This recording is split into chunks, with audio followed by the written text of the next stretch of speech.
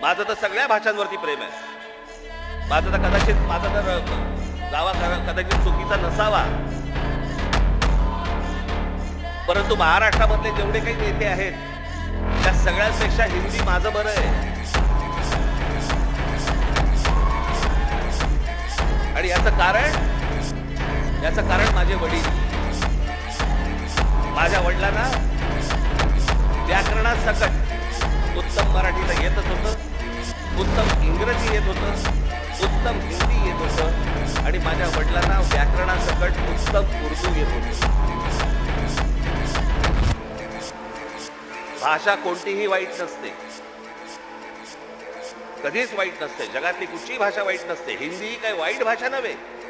आमच्यावर लादणार असाल, नाही बोलणार जा.